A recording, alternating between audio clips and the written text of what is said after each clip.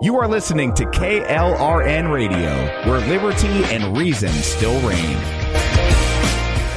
Hi, I'm Jay Farner, CEO of Quicken Loans, America's largest mortgage lender. Spring will be here soon, so if buying a new home is on your to-do list, right now is the time to call Quicken Loans. Learn about which mortgage options make sense for you and get a jump on your competition. With our exclusive Rate Shield approval, the low rate you lock today is protected for up to 90 days while you shop for your new home. With a Rate Shield approval, if rates go up, your low rate stays locked. But if rates go down, you get that new, even lower rate. Either way, you win. Talk to us today at 800-QUICKEN or go to rocketmortgage.com to take advantage. Here's another great reason to work with us. For a record 9 years in a row, J.D. Power has ranked Quicken Loans highest in the nation in customer satisfaction for primary mortgage origination. Again, to lock in today's low mortgage interest rate and get the security of our exclusive Rate Shield approval, call us today at 800-QUICKEN or go to rocketmortgage.com. For JD Power award information, visit jdpower.com. Rate Shield approval only valid on certain 30-year fixed-rate loans. Call for cost information and conditions. Equal housing lender. Licensed in all 50 states. NMLS number 3030.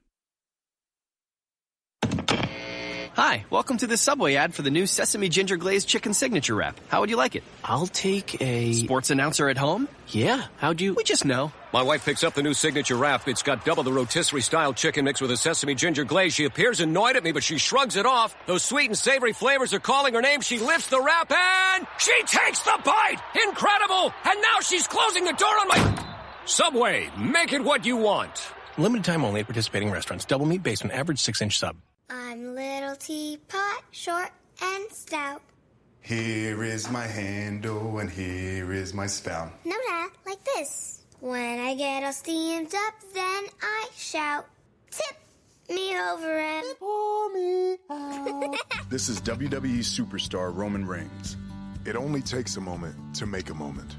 Take time to be a dad today. Visit fatherhood.gov, brought to you by the U.S. Department of Health and Human Services and the Ad Council.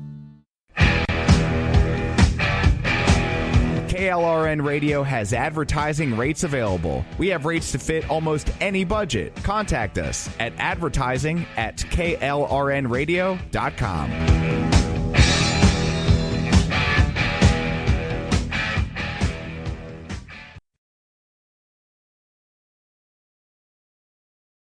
Thoughts of suicide may feel impossible to overcome, but with help and support, you can find hope and meaning. Call the National Suicide Prevention Lifeline at 1-800-273-TALK to speak to a counselor, or visit suicidepreventionlifeline.org. It's free, it's confidential, it's available 24 hours a day, 7 days a week. And even if it feels like it, you're not alone.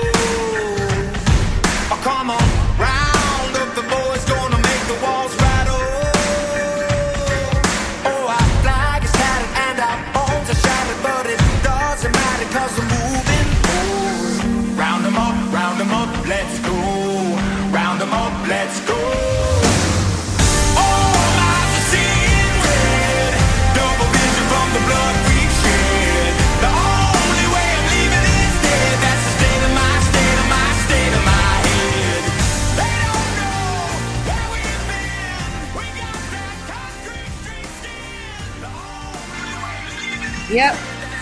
The only way I'm leaving is dead. I don't know. It seems more and more likely every day. What do you think, guys? What do I think? I've got it. I'm gonna die. Yeah, exactly. Achoo! Alright, put me in quarantine. Yeah, 2 weeks quarantine? No, I don't know. Maybe 49 years of quarantine, baby. I think I'd start making sock puppets and eating the passing cars as they go by. I think I've been at least self-quarantined for at least the last 3 or 4 years, but by choice, right? Right.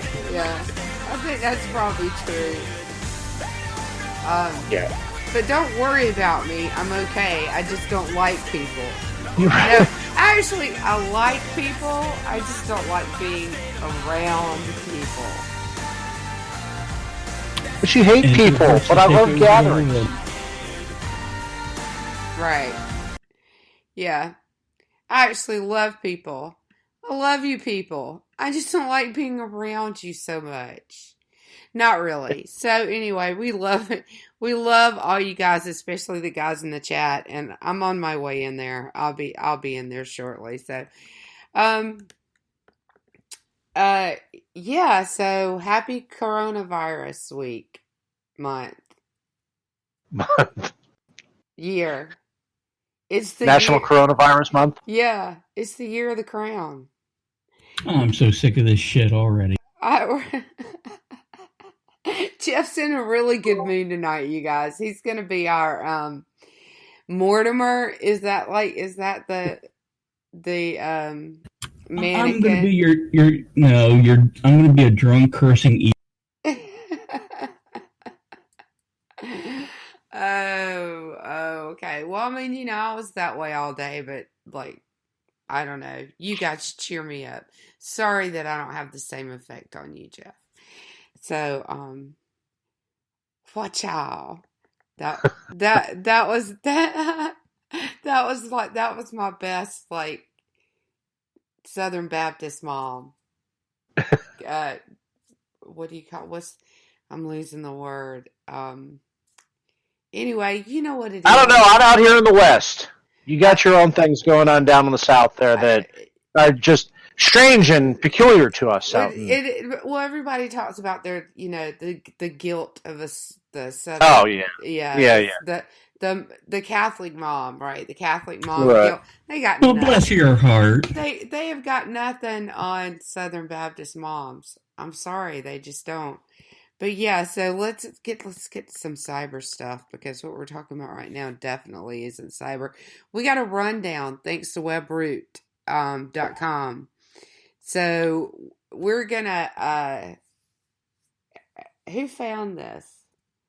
I don't remember if it was you or I, Orty, but we were or maybe it was Jeff. We found this little rundown. We kind of liked it, so we thought we would give it to you guys, because there's a lot of there's so much going on. I mean, it is just impossible to whittle down an hour, or with us an hour and 15 minutes maybe sometimes of things to talk to you about. And but we talked about it at the end of last year, that we could already see that cyber activity, cyber attacks, cyber crime was heading up. Since we started doing the show between then and the end of the year, we could see a definite increase in the weekly activity, and we knew that we would have no shortage of content. Right? Yeah, we could do this show every day and have no shortage of content. Right? Yeah, we could. I mean, if we wanted to, I don't think really any of us have that much time, but we certainly could. Let's just save it for a quality one once a week. Right? Yeah, exactly. But so there's something called Paradise Ransomware, and this is some really nasty ransomware. And one of you guys, I think, had dropped this in our chat previously. And my comment was, "Oh, Mama wants a sample." Yeah, because I do. I want a sample of this. But didn't we see, Orty, that it was a variant of something else? Well, this one's just based off. I mean, it's been around for a while. It's been around for a few years, and it uses the IQY attachment that causes Excel to connect to a remote server, and then it's a URL inside an Excel formula. So people open it, and then next thing they know, it runs a PowerShell command to download an exe which then puts in the Paradise ransomware on your computer. Yeah, which is pretty typical. It's often about the command and control server, right? Which they do any number of things. They're the ones, it could be collecting your information. It could be sending you a file like that to download. It could be doing any number of things. So that's, that's not that far off. And the thing about this kind of malware in general, but ransomware definitely is, you can change what you're sending someone, right? So the file can float around and be attached to all sorts of emails and phishing campaigns and whatnot, and you just switch what's on that server, right? So you switch the code on the server or the file that you're sending someone, the actual ransomware that you're sending someone, and it could change from day to day. So I could get the email today and open the Excel file, and I'm going to get compromised in one way, and then next week you could get it and open it, and you're going to get compromised in a totally different way, because it's a URL. It's communicating with the server, and it's what that server sends back that's actually compromising you, right? Correct. Yeah, and this one, okay, an IQI attachment is it's not common. It's not commonly used. So unless you are specifically using it in your business applications, set your virus scanner, set your email scanner to just automatically block IQI attachments, and you'll be safe from this one. Yeah, because this is another one of those that when you launch it, your antivirus or your malware says, well, I'm just a dumb program. They're the smart human. They obviously want to run this thing. So, that's just, take a proactive measure and just automatically block that type of file extension. Right. And an IQI attachment there's no payload there, right? So it's tiny. Yeah, it's the URL that connects you with the server, and the payload, like the malicious thing, the malware, is on the server. Correct. Yeah, no, the IQI attachment, all it does is it just runs an Excel macro. An Excel formula. It's not even a macro, it's a formula that opens up the PowerShell that says connect to the command and control server. Which is interesting, because a lot of the things that we've talked about, and a lot of the malware that we've talked about in the phishing attacks and even ransomware, when we talk about Word files and Excel files and things like that, and Orty will call them, if you listen to our past shows, Orty will call them visual basic scripts, and I'll call them a VBA stomp, but it's the exact same thing. It's a visual basic program or one line of code that's snuck into a macro inside a Word file or an Excel file. This is far less complicated than that. An Excel formula is far less complicated than Visual Basic. I'd say middle school, pre-JV, if we're using some prior. Yeah, I mean, this is basically, if you're even remotely familiar with a spreadsheet at all, to call it an Excel formula is basically you're just telling you can put anything you want into a formula, but the most basic terms is getting it to do a basic math function. 1 + 1 = 2. Yeah. Combine column A and column B, or cell, whatever. Right. And add, subtract, sum, do whatever. In this case, it runs one to open a PowerShell. So. Yeah, exactly. So it's less complicated than some of the ones we've talked about before. If you remember already talking about Visual Basic commands and me talking about VBA stomps, and this is less complicated than that. It's a simpler way to program. Yeah, and I point out, in this case, simple doesn't mean not effective. Actually, it's been quite effective.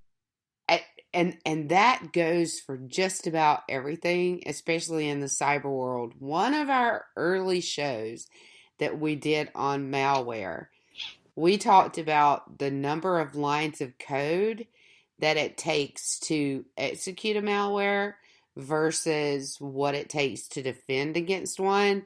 And it's anywhere from 1,000 to like 3 million to 1.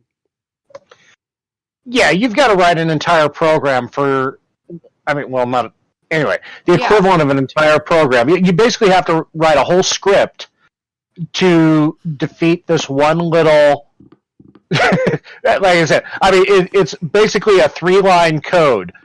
Web, 1, and then the address to the command and control server. That's all it's doing. It's telling the PowerShell, open up a web connection to the command and control server. It's 3 lines of code. Yeah. For that, you need to write an entire script to defeat. And the client that we talked about a few weeks ago that was getting the socket protection. This might actually be a benefit if they could actually do that. They could protect her from a socket being opened by this malware, but it actually can't be done. So anyway, so the next thing that was up on is the intercom data breach. And this was radio. So if you're not if you're not familiar with intercom, they are one of the top 2 radio networks in the country. Yeah, they music, talk radio. They're the ones behind radio.com. Yeah, and they were breached.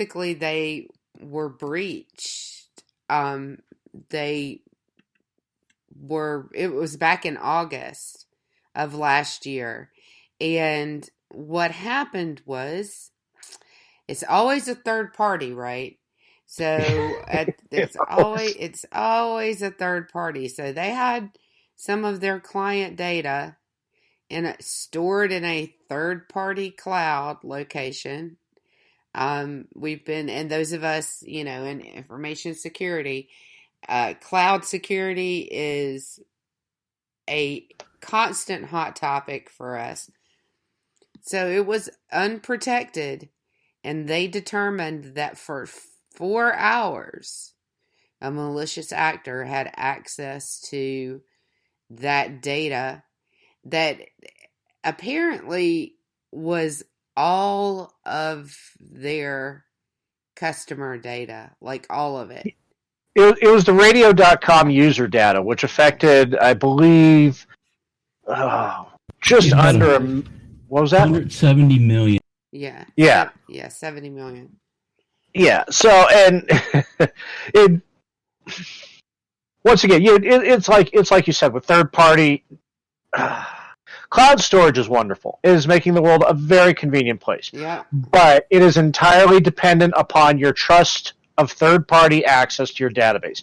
And even though this was only exposed for about 4 hours, that's 4 hours that somebody was able to and in 4 hours, you could download the Library of Congress twice on a moderate internet connection.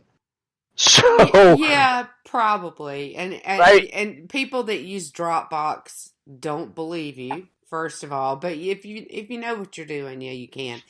And just one thing about that, because one thing I do is security for AWS clients, right? So Amazon Web Service, which is everything in the cloud. It's your entire friggin' infrastructure in the cloud if you want it to be, right? So applications in the cloud, everything in the cloud. There is every cloud service, including AWS, but all of them operate on a shared security model. So when these guys come out and announce a data breach like this and say it was a third party and the data evidently wasn't secure, that's not the third party's fault. that database being stored in the cloud, especially the data, is the responsibility of the cloud provider's client to secure that data. So I don't think that Intercom thinks for a second that they're going to not be liable for this data not being secured. Unless it was actually a server configuration problem. But I'm kind of doubting it. What do you think about that, Jeff? Well, I mean, from near as I could tell at it, the credentials that were used to access the data were stored in plain text. Well, there you go. I mean, that's, not encrypted, in the clear, plain text. Password of 123456 that level of security. Oh, so, yeah. How did you know my password? Yeah. Well, it was really kind of easy. Well, I mean, and what do you think, Jeff? I mean, was that the cloud provider that wasn't encrypting the user passwords on their end? It kind of sounds like it. I'm an equal opportunity blamer. I really think it's everyone because even if it was the cloud services openness, the fact the companies didn't bother to check it twice or 3 times, it's on them as well. So I kind of blame everyone. Yeah, absolutely. And that's what I'm talking about, a shared security model. Because even if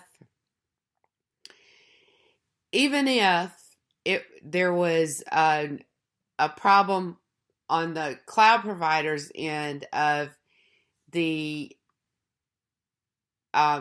client passwords being stored in plain text and being visible to attackers, it still is Intercom in this case, or any other client that uses cloud services to store or deliver any type of service. It is absolutely your responsibility to test that and make sure.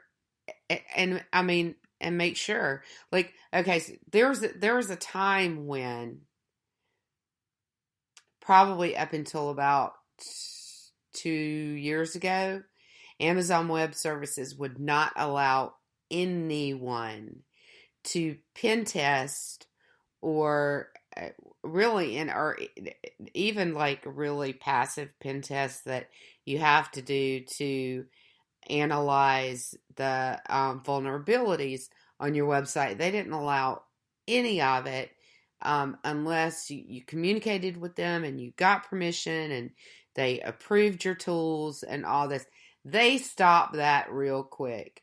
And it was after a couple of breaches. And you don't know. I don't know because I wasn't doing it then exactly when it was. But I know about when it was. And prior to that, they had some clients that had been breached. And I'm sure those clients went to them and said, look, we would have caught this if you would have allowed us to do that test that you told us that we couldn't do. Right. And that's just a guess. So everybody's got responsibility for it. And it doesn't matter how often they say, well, that was your responsibility. Yeah, but, I only have access to this much, so I couldn't even see that it wasn't working or that kind of thing. So I absolutely agree with you, Jeff. It should be equal opportunity blame because when you're working with the cloud provider like that, it's everybody's in the going down to near the end of the article, I'm taking all the blame off the third party on this one. Because the statement right here, following the data breach, the radio giant implemented several measures designed to prevent similar incidents in the future, including but not limited to passwords rotations, cloud services, multi-factor authentication, and stronger password policies, and the staff data security training. This one sounds like Intercom admitting fault without admitting fault. and it also tells me that cloud provider already had those services available to them, but they weren't using them. Yeah. And this goes right back to that shared security model. it's the cloud provider's responsibility to make those services available to you, to give you the opportunity to test, to pen test, to vulnerability test what you have on their servers, but your responsibility to monitor that, to test it, to make sure that your shit's not vulnerable. My brain is going to a dark place, but I think look, you don't stick certain thing in crazy and expect good results. You stick something in something you know. And in this case, communication seems to be a big, major. Sure. Yeah, it is. Communication is a big, major deal with it. Now, one thing I will give AWS, and I haven't worked with a lot of other cloud providers, so I don't know how they do it, but their documentation, while they don't have the things available that some of the things available that I wish